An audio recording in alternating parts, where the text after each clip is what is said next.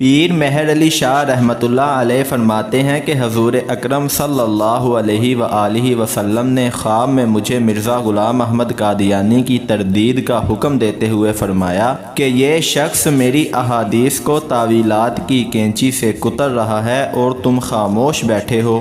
چنانچہ پیر مہر علی شاہ نے اپنے اکمل و احسن آقا و مولا حضرت محمد مصطفیٰ صلی اللہ علیہ وآلہ وسلم کی طرف سے حکم ملنے پر سب سے پہلا جو کام کیا وہ یہ تھا کہ 1899 میں شمس الہدایت کے نام سے ایک رسالہ تحریر کیا، جس میں انتہائی علمی اور مدلل انداز میں حیات مسیح اور قرب قیامت میں حضرت عیسیٰ علیہ السلام کے دوبارہ نزول کے موضوع پر روشنی ڈالی۔ اس رسالے میں پیر مہر علی شاہ نے ملت اسلامیہ کے اس اجتماعی اور متفقہ عقیدے کی بڑے ہی مؤثر انداز میں ترجمانی فرمائی کہ مرزا غلام احمد قادیانی کا مسیح موعود ہونے کا دعویٰ غلط، باطل اور جھوٹا ہے۔ حیات مسیح کا مسئلہ قادیانیت کی موت ہے۔ غلام احمد قادیانی شمس الہدایت کا تو کوئی جواب تحریر نہ کر سکا، لیکن پیر مہر علی شاہ کو یہ چیلنج کر دیا کہ مجھ سے عربی میں تفسیر نویسی کا مقابلہ کر لو۔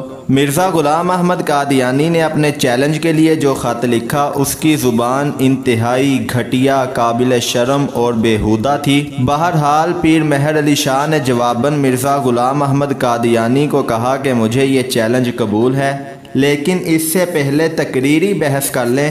مرزا غلام احمد قادیانی کو تقریری مباحثے میں شکست کے خوف نے اس شرط پر آمادہ ہونے سے روک دیا اور تقریری مباحثے کی شرط کو نامنظور کرنے کی اطلاع اس نے گولڑہ شریف بھجوا دی، لیکن پیر مہر علی شاہ اپنے اعلان کے مطابق 25 اگست 1900 بادشاہی مسجد لاہور میں پہنچ گئے۔ مرزا غلام احمد قادیانی خود تو پیر صاحب کے مقابلے میں راہ فرار اختیار کر چکا تھا، لیکن دجال و کذاب مرزا غلام احمد قادیانی کی عیاری دیکھیے کہ لاہور میں دیواروں پر یہ اشتہارات چسپاں کروا دیے گئے کہ پیر مہر علی شاہ مقابلے سے بھاگ گئے ہیں، لیکن جھوٹ آخر جھوٹ ہوتا ہے۔ مقابلے سے مرزا غلام احمد قادیانی ہی بھاگا تھا، جس سے قادیانی حلقوں میں سخت مایوسی پھیل گئی اور بعض نے قادیانیت سے تائب ہونے کا اعلان بھی کر دیا۔ قادیانیت کے مقابلے میں پیر مہر علی شاہ کو فتح مبین اللہ تعالیٰ کی طرف سے ملی۔ اس کی خوشی میں بادشاہی مسجد لاہور میں 27 اگست 1900 کو مسلمانوں کا ایک عظیم الشان جلسہ منعقد کیا گیا۔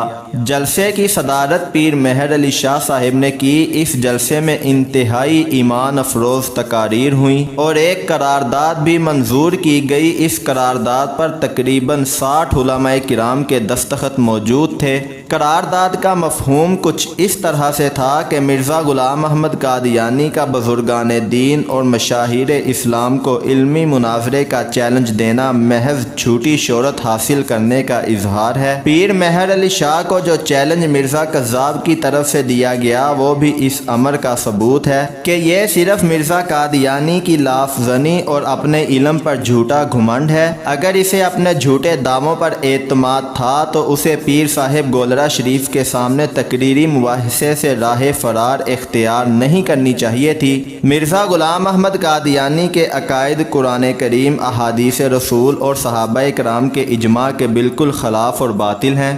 مرزا غلام احمد قادیانی نبوت کے غلط، بے بنیاد اور لغوی دعویٰ کی بنیاد پر خارج از اسلام ہے۔ مرزا غلام احمد قادیانی کا قادیان کو مکہ سے نسبت دینا، مسجد قادیان کو مسجد اقصی قرار دینا، حضور اکرم صلی اللہ علیہ وآلہ وسلم کی معراج کا منکر ہونا، اللہ کے ایک برگزیدہ بندے اور محبوب پیغمبر حضرت عیسیٰ علیہ السلام کی سخت توہین کرنا انتہائی شرمناک اور کفر ہے۔ مرزا غلام احمد قادیانی کی تحریریں اور اشتہارات بھی شرمناک جھوٹ اور بد زبانی کا منہ بولتا ثبوت ہیں۔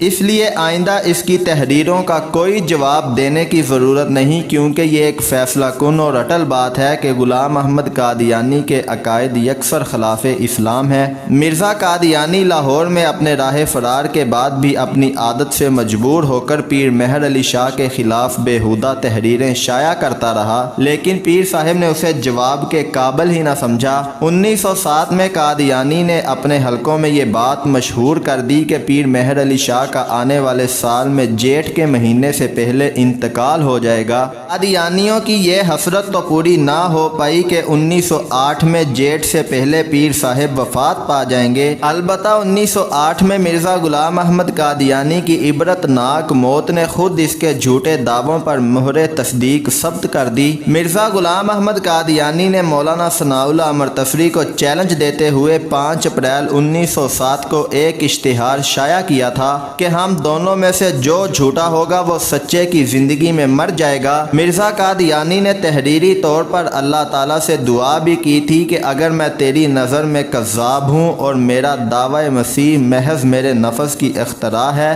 تو مولانا ثناء اللہ اور مجھ میں سے جو جھوٹا ہے اس کو صادق کی زندگی میں دنیا سے اٹھا لے۔ اللہ تعالیٰ نے مرزا غلام احمد قادیانی کی یہ دعا قبول کر لی اور ساتھ ہی اسے جھوٹا بھی ثابت کر دیا کہ وہ مولانا ثناء اللہ کی زندگی ہی میں واصل جہنم ہو گیا۔